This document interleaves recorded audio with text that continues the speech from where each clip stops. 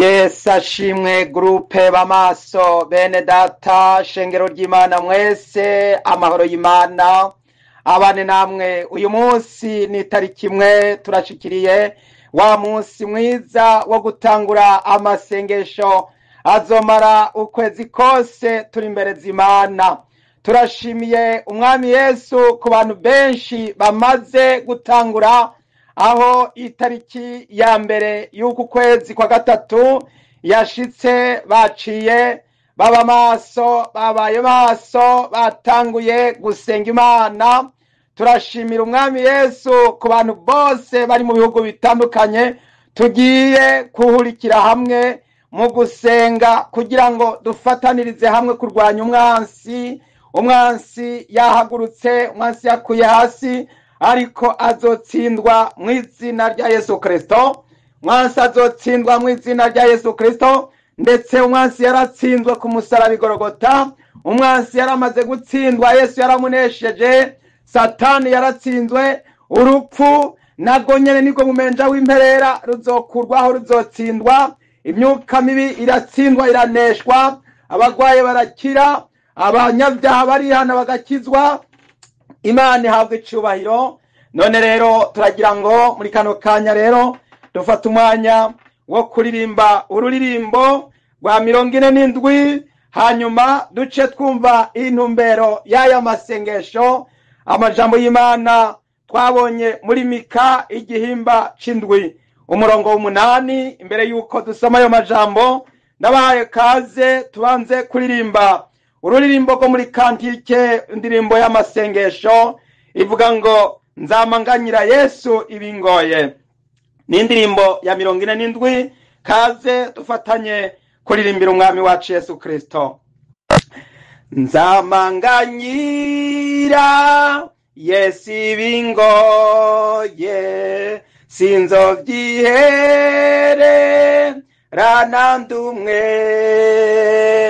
mutakambiye yoca ntabara, kuko ankunda ndumwana wiwe. Nzamanganyira Yesu ibingoye, sinzovyihere ranandumwe, nzamanganyira Yesu ibingoye, simfise uwundi mutabazi. Nzamanganyira Yesu ibindusha, niwe mugenza rutabandi, mbimwiganiye yoca binkiza, azondemesha mu mutima. Nzamanganyira Yesu ibingoye, sinzovyihere ranandumwe, nzamanganyira Yesu ibingoye, simfise uwundi mutabazi. Ndi nibingwanya bingerageza, ariko mfise n'umukiza, ivyahora bimbabaza kera byose nabire metse Yesu. Haleluya. Nzamanganyira Yesu ibingoye, sinzovyihere ranandumwe, nzamanganyira Yesu ibingoye, simfise uwundi mutabazi.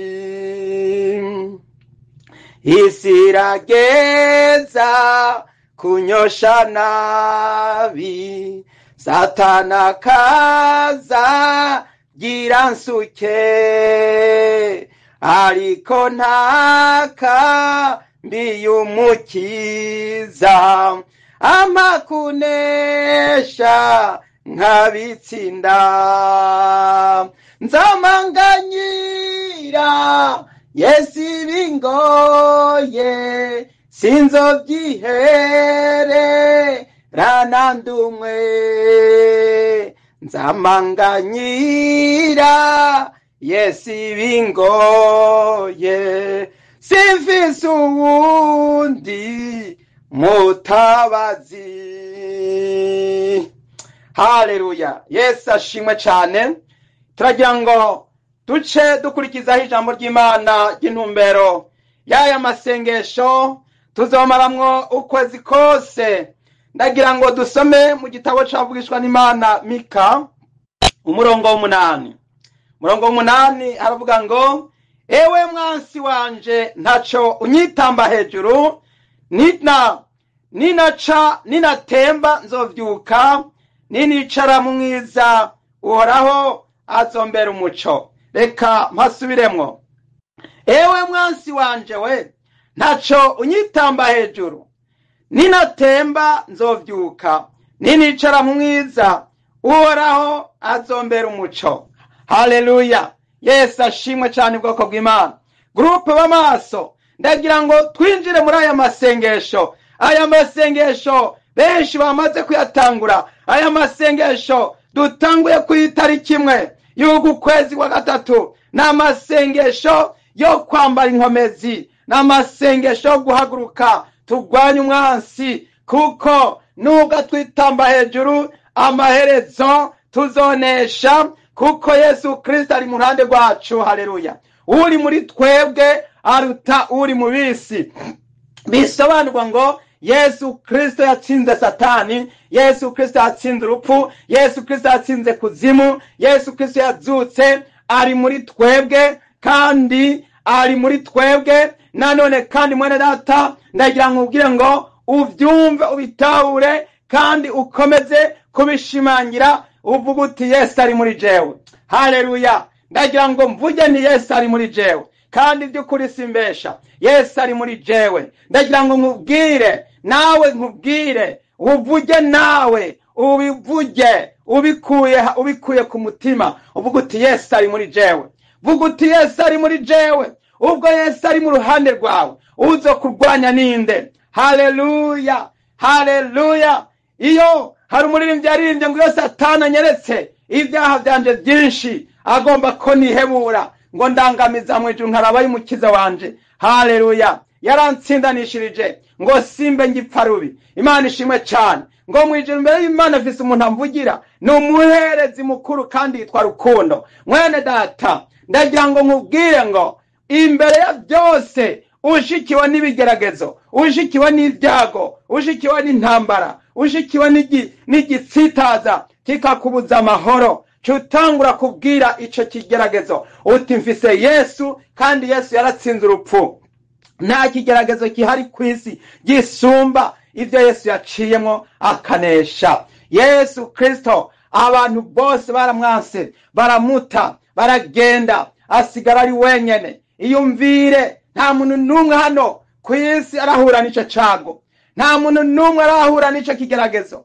Abantu bose bamuta, bakamuheba, bose bakamuvuma, bose ntibamuhe nigwere, abantu bose bakaguta, ndetse bose bakakwanga, bakakwanyiriza, bagatangura kukwagiriza ibyo kutegereza gupfa, gukatirwa, kunyongwa, canke gupfungwa, ukwicwa. Yesu rero ico gihe bamuhanishije icaha, igihano gikomeye cyo kumanikwa, kugira ngo bamuvane ku butaka bamumanike mu kirere. Ntibari bakibona yuko binakwiriye yuko aza kuba ku bantu, kuba mu bantu, kubana n'abantu. Bamumanitse mu kirere, hanyuma bamukuraho bamutwara bihuta kugira ngo ntibiyanduze, hanyuma baje kubandanya iminsi mikuru. Ndagira ngo nkubwire mwene data yuko Yesu yahuye n'ibigeragezo bikomeye, Yesu yaragwanyaranesha, nawe yitego kugwanirira.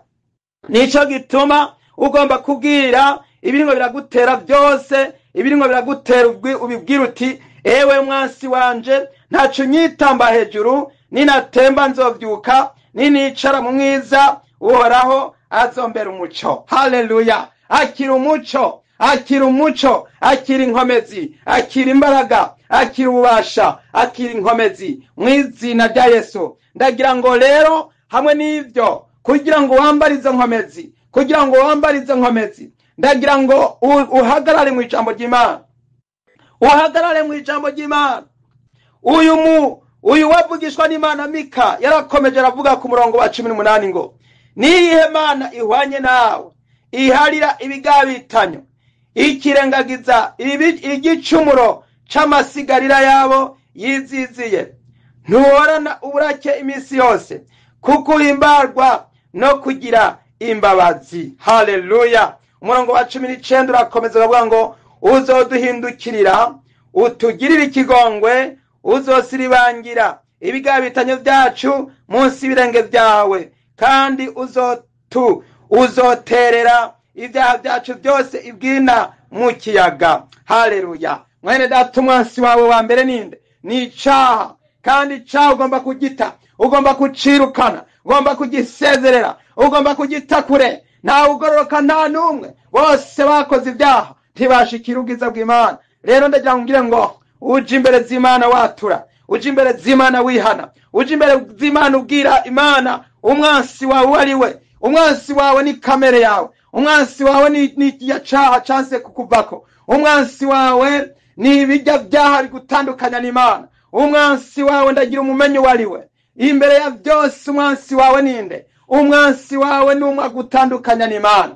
Uwo ni we mwansi wa mbere. Mubwire rero utewe mwansi wanje we, ninatemba nzovyuka. Birashika ugasanga hari ahantu hamwe wigeze kugwa, wigeze guhinyagara, wigeze gusanga wayovye, wigeze gusanga wakoze icaha, maze icyo caha ugasanga kigutandukanije n'Imana. Ariko uyu munsi aya masengesho nayo kugira ngo haguruka wongere kudeklara, ubwire uwo mwansi wawe, ubwire kamere yawe, ubwire bwa busambanyi bukuda kugerageza, ubwire bya byipfuzo by'umubiri, bya byipfuzo by'isi, ubwire bwa bwibone, ubwire ikintu cyose gikuda kwizingirako. Ukibwira uti, ewe wa mwansi wanje we, uco ukivuga amazina. Bwira ico uwo musozi uri imbere zawe, bwira uwo musozi atewe wa musozi we, ewe wa mwansi wanje we, vuga izina ry'ico kintu, kidomeko, kibarire. Kuko abo tunigana abo tubona dukubitana ibipfunsi, ntitumeze nk'abahusha. Ntabwo duhusha, dukubita abo tubona, dukubita abo tubona. Umuntu wese agwana n'ivyazi, umuntu wese agwana n'ivyabona. Iyo ugwana n'icyo utabona ntabwo ubasha kunesha, ntabwo ubasha gutsinda, kuko icyo ubukubita ntubukibona. Rero banza usuzume, ni ikihe uri kuragwana naco, ni igiki uri kuragwana naco, uwo mwansi ninde? Buri muntu wese ndagira ngo abanze asuzume, amenye umwansi ariko aragwana uwo ari we. Haleluya! abanze asuzume umwansi bahanganye uwo ari we. Jambo ry'Imana ravuga ngo, abo tunigana si abantu basanzwe, si ab'inyama n'amaraso. Ntabwo turiko turatonda urugamba rwo guhangana n'abantu, ntabwo dufise ubwo iyo manda yo kuja guhangana n'abantu, ntabwo dufise iyo autorite yo kuja guhangana n'abantu, kuko Yesu Kristo nawe ubwiwe ntiyigeze ahangana n'umuntu n'umwe, ahubwo yabwiye Petero ngo, subiza inkota mu rwubati, kuko abicisha inkota nabo bazokwicishwa inkota. Rero abantu bose ariko baragwanisha ibipanga n'amahiri, abantu bose ariko baricisha inkota, nabo nyene nuko bizobamerera nibatihana. Rero turacari mu gihe cyo kwihana, turacari mu gihe c'imbabazi, turacari mu gihe cyo gusaba ikigongwe. Pfukama wihane, pfukama wihane. Hano turabonye ijambo ry'Imana litubwiye ngo, murongo wa 19 ngo, uzoduhindukirira utugirira ikigongwe, uzosiribangira ibigabitanyo byacu munsi y'ibirenge byawe, kandi uzoterera ibyaha byacu byose ibwina mu kiyaga. Haleluya! Ibyaha bigiye gusiribangwa, bigiye gutabwa bigiye gutabwa byose bitabwe mu kiyaga mu izina rya Yesu. Haleluya. Ibyaha byawe bisiribango bitabwe mu kiyaga.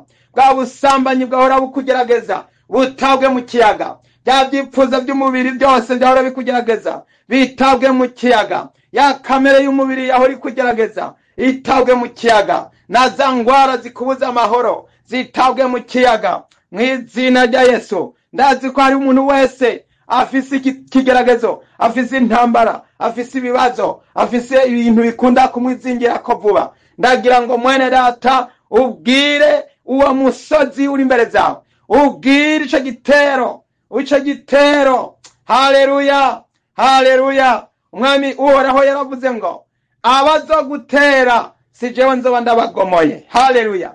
Kubera ko wasezeranye n'uhoraho, kubera ko wagiraniye amasezerano n'Imana, cyo gituma bazogutera ntabwo Imana izoba yabashize ko igikumu ntizoba yabemereye. Kandi bazogutera baciye mu nzira imwe, ariko mu guhunga bazohunga baciye mu nzira indwi. Bazogenda biruka kuko bazosanga aho uri hahagaze umugabo akomeye. Twegamiye umugabo akomeye, twegamiye umugabo w'imbaraga. Cyo gituma muri bino bihe tugiye kuzamura amasengesho, tugiye kuzamura amajwi yo gusenga, tugiye kuzamura dusenge, tugiye kuzamura duhimbaze, tugiye kuzamura dutazira Imana, tugiye kuzamura dusenge mu nkomezi, dusenge mu mbaraga. Haleluya, haleluya. Ndagira ngo wibuke bya bigwanisho by'umukristo. Imana yaratubwiye ibanga rikomeye. Ibanga yaratubwiye, Imana yatubari ibanga ryo gusenga. Iri banga ryo gusenga rikubiye mu bigwanisho ndwi. Ibyo bigwanisho ndwi mwene data, ndagira ngo ubwire ikintu gikomeye abantu benshi batamenye, ariko dukwiriye kugisobanurirwa muri groupe b'amaso. Haleluya. Paulo yarasobanuriwe ibanga rikomeye, arabwirwa ibanga ry'ibigwanishwa.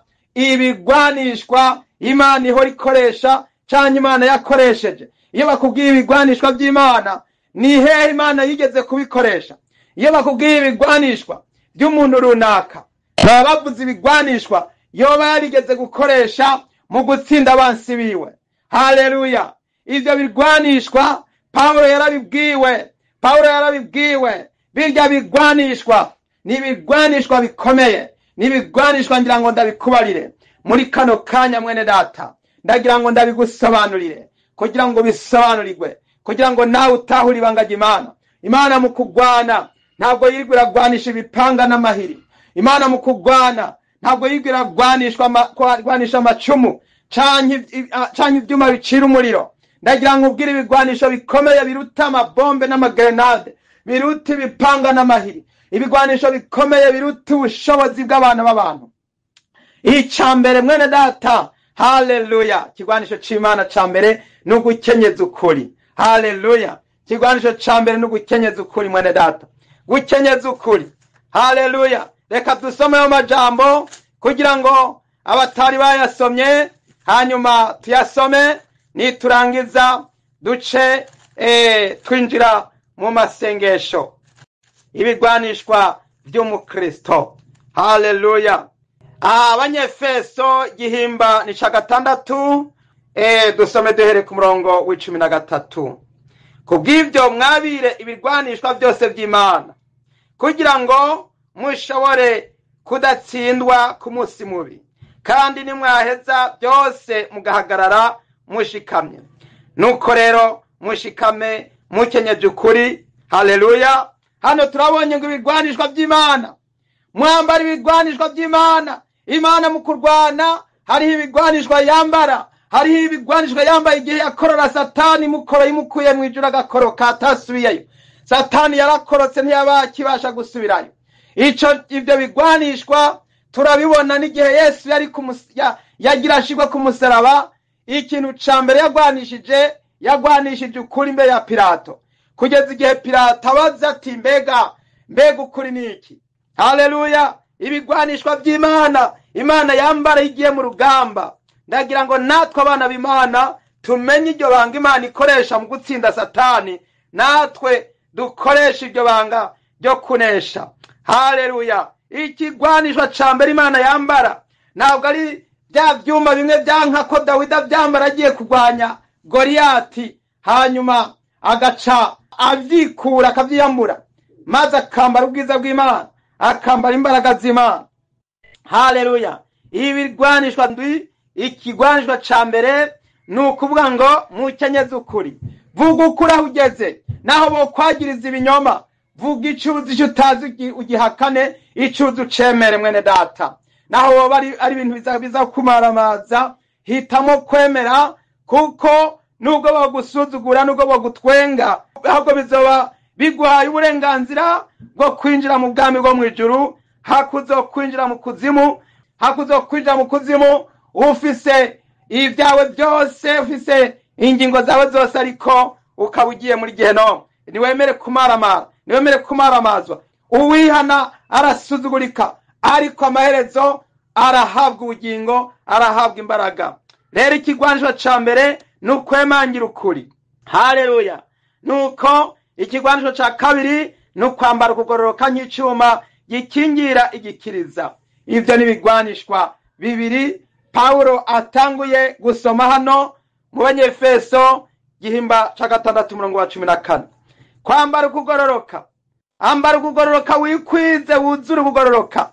Muri ya myambaro y'Abakristo niwemere kwambara ukugororoka. Aho iminsi isigaye ibyo gakoze bitari byiza, iminsi yarangiye, Imana yarayirengagije, ariko noneho uyu munsi niwambara ukugororoka mwene data. Haleluya. Niwambara ukugororoka nshuti y'umusaraba. Hanyuma ikigwanisho ca gatatu, mwambaye inkweto z'iby'ubutumwa bwiza bw'amahoro bibiteguza. Haleluya. Haguruka uje mwibarabara usemerere. Fata telefone ubwira abantu wamamaze inkuru nziza y'agakiza. Semerera uvuge, ugira ishaka ryo kuvuga ubutumwa. Ico kigwanisho Yesu yaragikoresheje mu nzira aho yagenda, mu mihana yigisha, akiza abagwayi, azura abapfuye, asenda abadayimoni, abwira abantu ati mwihane kuko ubwami bwo mwijuru buri hafi.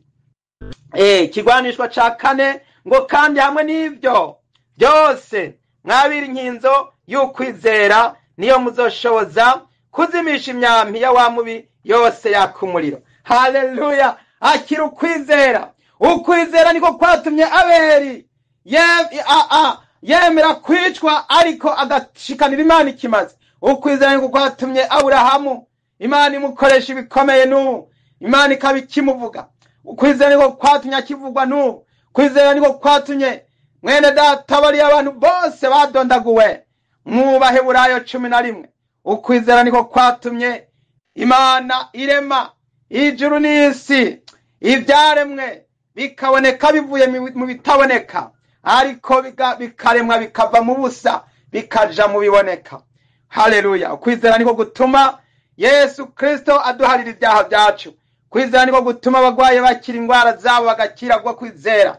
Kwizera kuratuma imisozi isenyuka ikava ikimuka mu izina rya Yesu. Mwambara ibigwanishwa, mwambara inkinzo y'ukwizera mwene data.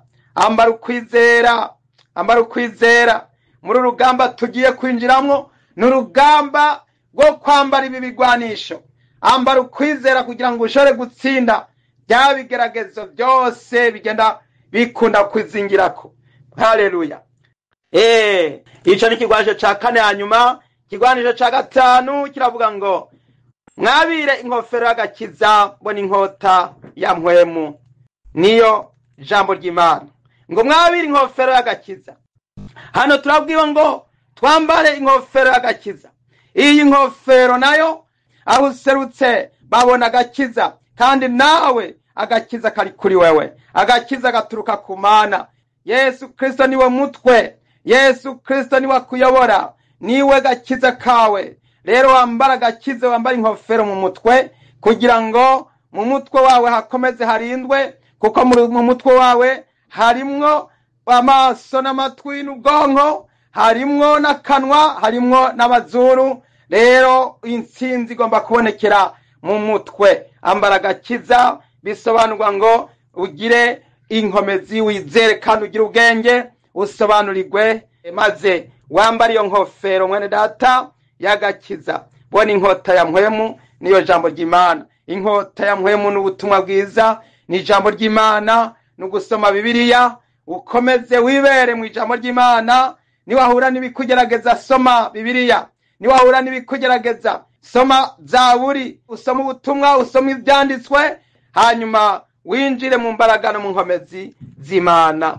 Hanyuma rero ikigwanisho c'indwi kirangiza kiravuga ngo musengere muri mpwemu ibihe byose, mu buryo bwose bwo gusenga no kwinginga, kandi ibyo mubibere maso mukomeje rwose musengera abera bose. Haleluya. Ndagira ngo rero mwene data tuce dusengera abera, dusengera abana b'Imana, dusengera ishengero. Twumvise umuntu yasabye gusengerwa kugira ngo Imana izimusange yejejwe. Yesu niyazaza musange yejejwe. Mwene data mukozi w'Imana, hari umukozi w'Imana yatuye umutwara avuga ati munsengere nezwe, munsengere ibyaha byose narakoze. Ndagira ngo dusengere abantu bariko baraca bugufi bihana, dusengera abantu bariko bariyeza. Mwene data winjiye muri ano masengesho, nubanze uce bugufi wiyeze, nubanze usabe kubabarirwa ibyaha, nubanze usabe guharirwa ibyaha, banze usabe imbabazi umwami Yesu akubabarira ibyaha byawe,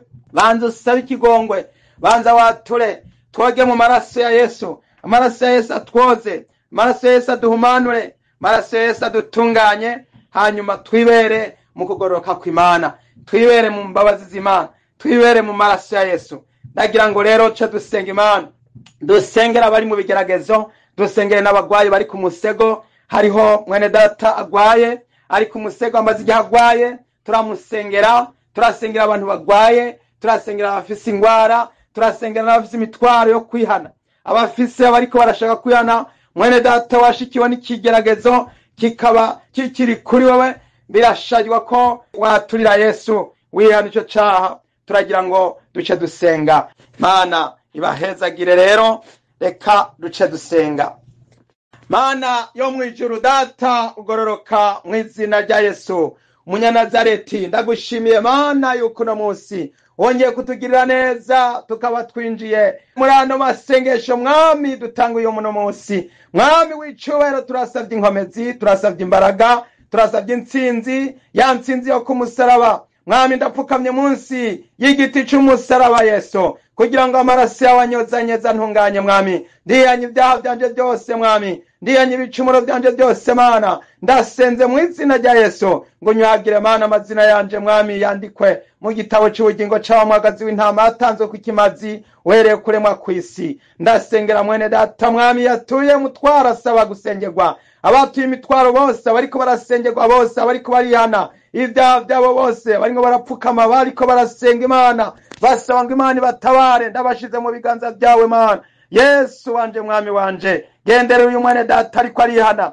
gendera umwene data ariko arasaba kwezwa, arimo arasaba gutabagwa. Umukize, mutabare, mukure kw'ibyaha, mukure ko amarabaga, mukure kw'imyanda, mukure ko Mwami ibintu byose bitamugendekeye neza, bitagendekeye neza imbere zawe. Mwami haraho yayobye, haraho yaciye mu nzira itariyo, haraho yagiye Mwami Mana nzima aho utamutegetse, haraho yakoze ibyo utari yakagombye gukora. Ndamusabiye ikigongwe, ndamusabiye imbabazi. Mwami w'icubahiro, ndasengera Mwami w'abami abariko barahura n'ibigeragezo bikomeye, Mwami byatumye bafata ingingo zidasanzwe. Mwami mu bugingo bwabo ndakweretse Mwami w'abami, data wa twese n'unda wa mukozi w'Imana yashinze intahe yuko Mwami yemeye guheba idini yari yarashinze, nubwo ariwe yari yararishinze, ariko Mwami eraba Mwami ibyago ingene ibigeragezo byaciye biza bituruka Mwami w'icubahiro mu bari bafatanije, ndetse umwana wiwe bwite. Mwami ndasenze mu izina rya Yesu kugira ngo data umubere itara,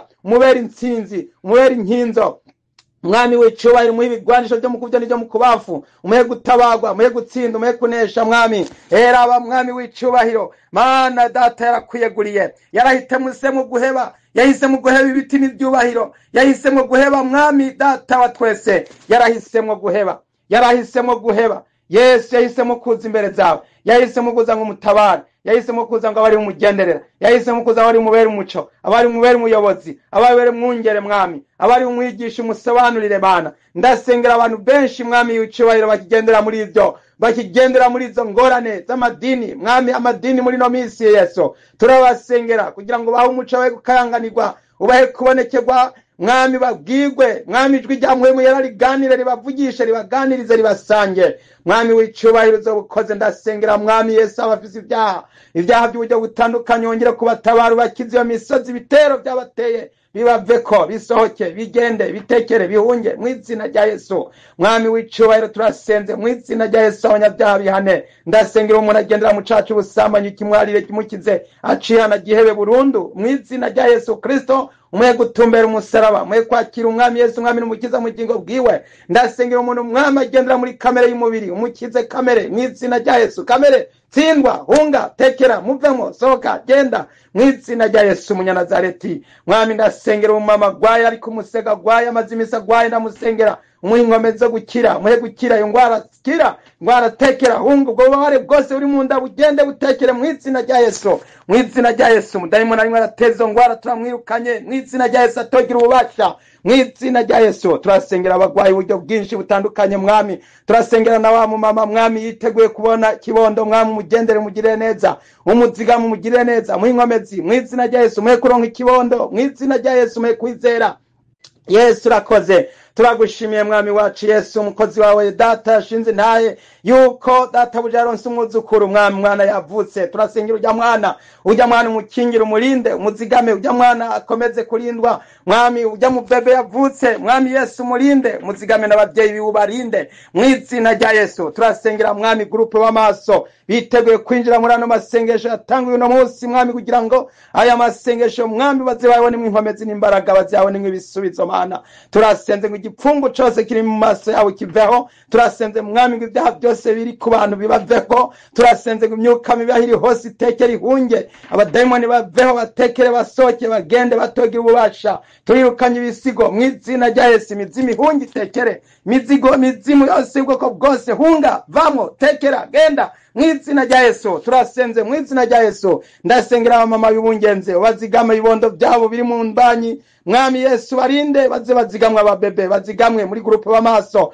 mwami, ahantu hose ari umubyeyi w'ungenze turamusabiye urukingo, protection mu izina rya Yesu. Urakoze mwami wacu Yesu, abantu benshi barimo baratabagwa, barimo baragirirwa ikigongwe, barimo barabohoka, barimo barezwa, barimo baragukorera, barimo barakira, bakizwa, bezwa, bagugororokera, bihana. Ndabasengera bongeye kubatabara, bagenderere mwami. Hari abantu bafise ibitero by'imisozi yabasemikiyeko, ndabasengera ubatabare, ubaha intsinzi, wabonekere, ubahishurire, ubagenderere, ubatabare, bakize ibitero beko birabatera, bibaveko, bitekere, bihunge, bitogira ububasha mu izina rya Yesu Munyanazareti. Mwami ndagushimira abantu bariko barabohoka, ndagushimira abantu bagiriye ikigongwe, ndagushimira abantu batsindanishirijwe mwami Yesu. Umwansi yabateye abavemwo, agende avemwo, umwansi arimo aratera ishengero ry'Imana atsindwe, umwansi yirukanwe mu izina rya Yesu. Umwansi atekere, umwansi agende, ntazosubire garuka. Turasenze mu izina rya Yesu, udehe kwambikwa ibigwanishwa byose by'Imana byo mu kurya n'ibyo mu kubafu,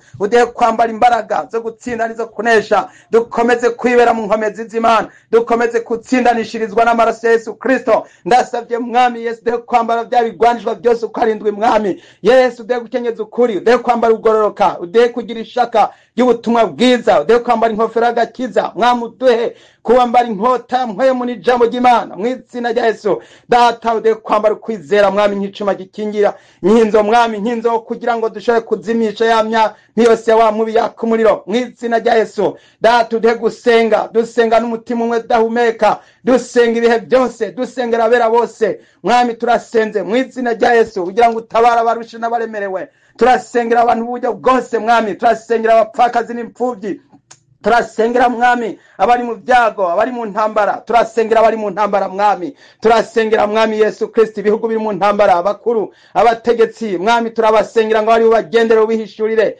ubiyereke mwami w'icubahiro. Turagutabaje mwami, wikorera ibitangaza mwami, kugira ngo izi ntambara ziko ziratera mu bihugu byose mwami, mu bihugu byinshi bitandukanye, abantu babona agahengwe mwami, intambara zicurehe, intambara zihagarare mu izina rya Yesu, mu izina rya Yesu mwami. Umudayimoni arimo ateza intambara atsindwe mu izina rya Yesu mwami w'icubahiro. Ndasengera abera, abana b'Imana, ubakize, ubatabare, ubagwanirire intambara y'umwuka, intambara ya mpwemu, intambara mwami, kuko abera intambara bagwana ntabwo ari intambara y'umubiri, ni intambara mwami yo kugwanisha amasengesho. Ndasengera abera ubahe gusenga, basenge mu nkomezi, basenge mu mbaraga, bakomeze babandanye baramirize, basenge mwami, bakomeze basenge, dukomeze gusenga, tubandanye gusenga, dushishikare gusenga, dukomeze gusenga. Mwami urakoze, izina ryawe rihabwe icyubahiro Mana yo mwijuru. Ndasengera abera bose, ndasengera gurupe b'amaso mwami, amasengesho mwami bayatanguye, baze bayakomeze, baze bagira umwete mwami,